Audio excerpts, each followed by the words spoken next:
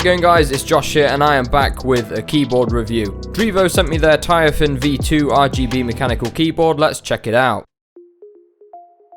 In the box we get the keyboard, a keycap puller, instructions and warranty info.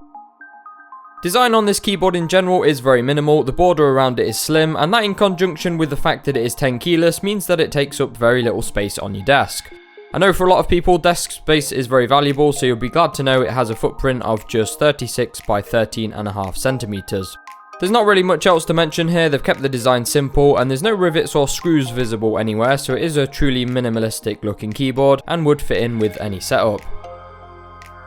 The build quality on this thing overall is pretty good, no creaking at all when you bend it. 10 keyless boards tend to be a bit more rigid than full boards anyway, but it's nice to see that it's so solid.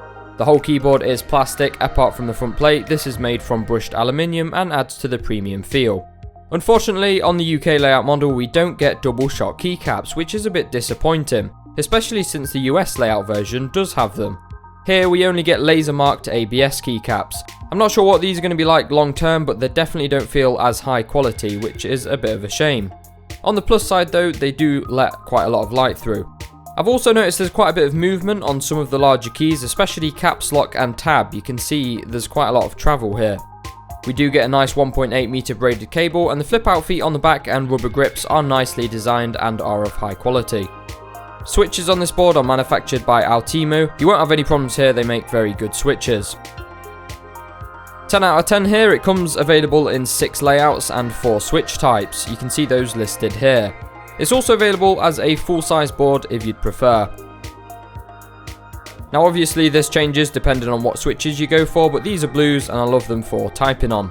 Here's what they sound like.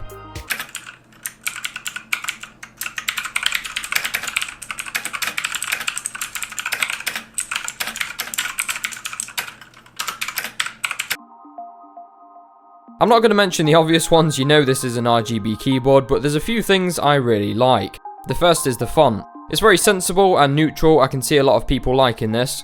One odd thing to mention though, only the UK layout version has this font. The US version has that standard gamer font. That probably explains why we don't get double shot keycaps over here. The second thing I like is the cable channel design on the back. Now this is genius. Every other keyboard should have this, especially when people are so concerned about cable management nowadays.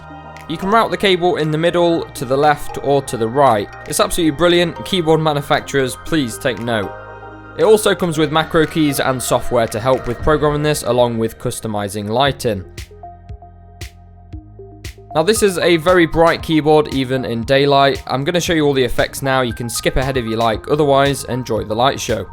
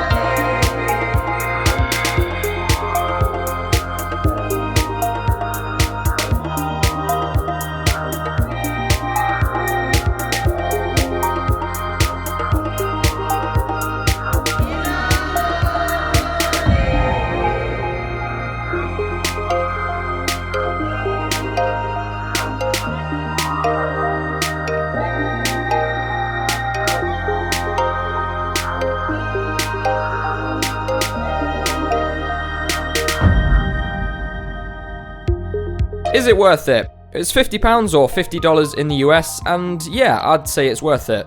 Yeah, you can get boards for £40, but Drevo definitely know what they're doing. They've made a lot of keyboards now, and it comes with a lot of options if you needed an international layout, for example. Now, there'll probably be some people in the comments that complain that this is not cheap because it's $50. Trust me, guys, $50 is cheap. If you can't afford $50 for an RGB mechanical keyboard, then you're obviously a cheapskate. I've heard you can buy a whole gaming console second-hand pretty cheap though, so you might want to look into that. Just watch out for overpriced games, and 30 FPS as well. I'm just kidding. With that being said, Amazon links for all models will be in the description. Thanks for watching today, guys. It feels good to be back. Subscribe, follow me on Instagram if you want, at Tech Tesseract, and I'll catch you all in the next one.